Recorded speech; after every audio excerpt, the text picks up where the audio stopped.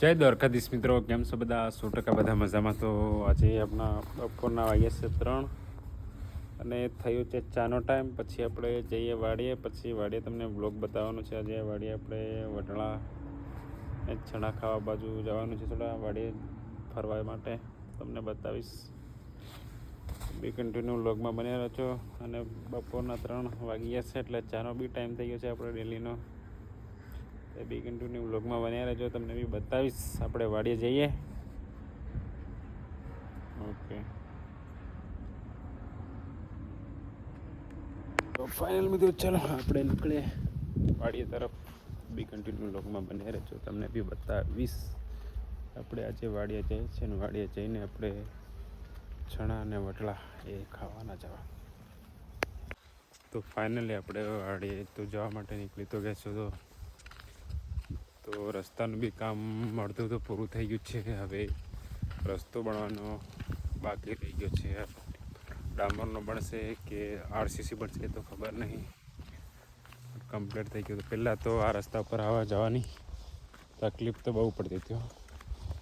બાઇકે નહીં નીકળતી હતી ચોમાસાની અંદર તો ખાસ. કોઈ અનાજ લાવવું હોય તો વાડીએથી તો લાવવામાં થોડી તકલીફ તો પડે. જો રોડ રસ્તો કમ્પ્લીટ થઈ જાય તો મજા આવી જાય. એમ તો કમ્પ્લીટ થઈ ગયા છે. આજુબાજુના ઝાડવા પણ પાડી દીધા છે. એટલે રેડી ચોમાસાનો હોય ને તો આ છે ને એની કરતાં બેકાર થઈ જાય. જોવે છે ને એની કરતાં એક બાઇકે નહીં નીકળે. ટ્રેક્ટરની વાત તો છોડો, બાઇકે નહીં નીકળે આની અંદર. જો માણસો શું કરે છે જરા એને બી જોઈ લઈએ.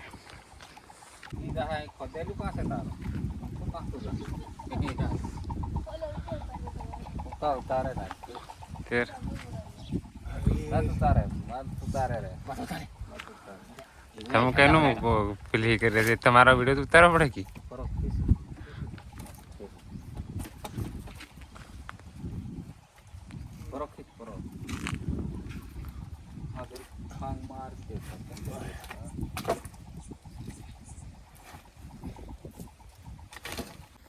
ફાઇનલી આપણે વાડીએ પણ પહોંચી ગયા. તમને બતાવું હવે.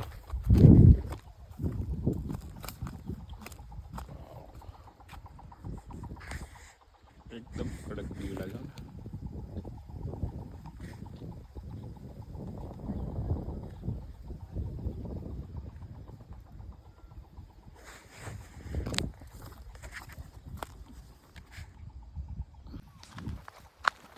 ચોમાસા કરતાં શિયાળામાં જે કરવાનું આવે ને ખેતીવાડી એ બેસ્ટ રહે. કારણ કે જેટલી ચોમાસાની અંદર ના થતું હોય ને એટલું શિયાળાની અંદર તો ફૂલ થાય. કેમ કે શિયાળાની અંદર કંઈ નુકસાન ના થાય ને એના માટે. ચોમાસામાં તો મોટે ભાગે વધારે નુકસાન થાય. એટલે ખાસ કરીને ચોમાસામાં એટલી થાય પણ ઓછી થાય. શિયાળામાં જેટલી થાય ચોમાસામાં નહીં થતી એમ. ફાઇનલી આપણે વાડીએ પણ પહોંચી ગયા. પાણી તો આપી દીધું તો આપણે અચ્છા આપણી વાડી છે. આપણે વટાણા અત્યારે તો હજુ થયા નથી, બાકી છે જેઠ. પાણી નહીં આપ્યું. જો આમ જો કેટલું સુંદર વાતાવરણ તો એકદમ કમ્પ્લીટ જોયા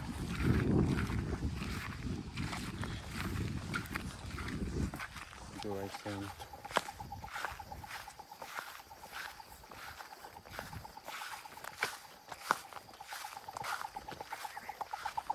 હવે આને બી એક લાસ્ટ પાણી આપવાનું છે. પાણી બી હવે કૂવાની અંદર છે કે નથી એ બી જોવું પડશે. આટલું પાણી તો છે પણ હવે થાય ગયા તો નહીં. થાય ગયા તો ઠીક, નહીં તો પાણી લાવવું પડશે તળાવ બાજુથી.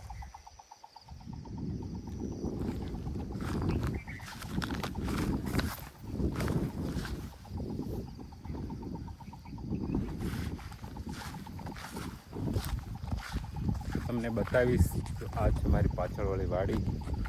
અને અત્યારે તો શિયાળાની અંદર આપણે ઘઉં અને મકાઈ તો કરીએ છીએ ઓલરેડી. કારણ કે ચોમાસાની અંદર પાકે નહીં ખરે ને એટલે મકાઈ આ વખત લોકો વધારે કરે એમ મારી બાજુના.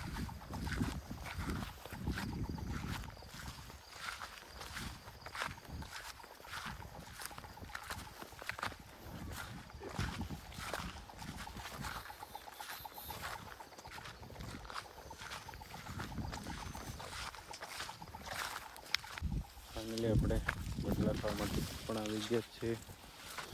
એ ગુજરાતવાળા લોકો હોય ને એમને લીલી શાકભાજી અને વટાણાને એવું ખાવા નહીં મળે, એમને વેચાતું લાવવું પડે. આપણે ગામડાવાળાને ઘરે લે એ લોકોને કેવું કે ડેલી લીલું શાકભાજી ખાવાનું હોય એટલે હોય. અઠવાડિયામાં 1 થી 2 થી 3 વખત તો હોય જ ખાવાનું લીલું.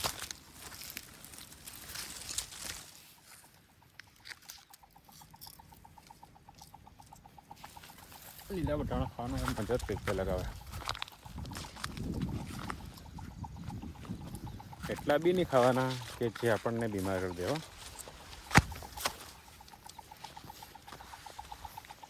ખાવાની બી થોડીક લિમિટ હોવી જોઈએ, કારણ કે કાચા જેટલા અંદર ખાય ને પછી બીમાર તો પડાય.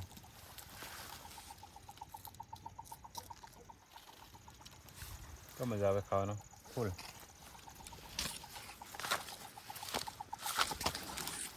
અમુક ચોર ટેવાઈ ગયા છે ને તો વટાણા રહેવા નહીં દેતા.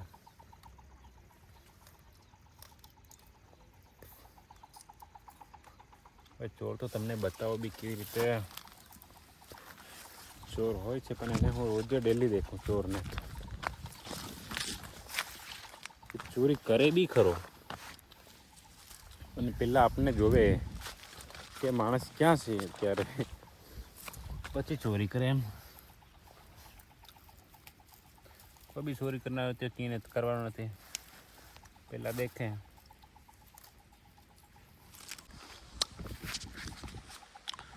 આમ જોઈએ તો વાડી છે, અહીંયા સુધી આપણી છે.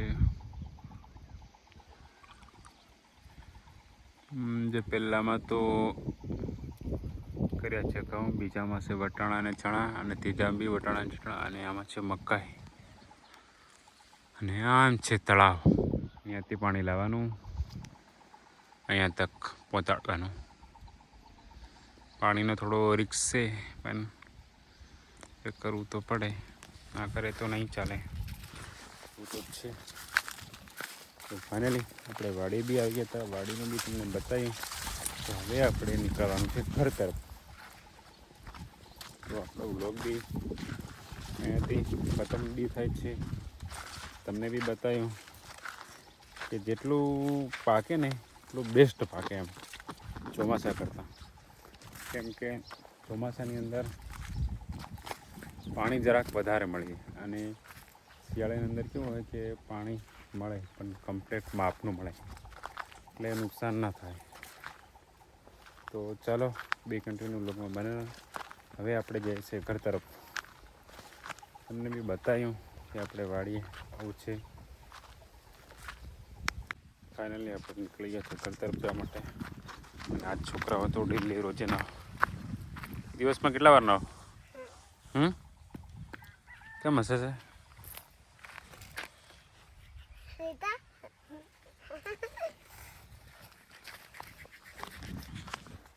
એ લોકો ડેલી ના પણ છતાંય આવા હોય.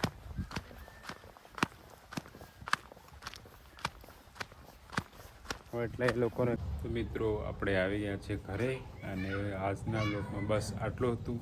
અને આપણે વ્લોગ અહીંયાથી પૂરો થાય છે. તો જય દ્વારકાધીશ મિત્રો. આગળ જોતા આવજો વ્લોગને.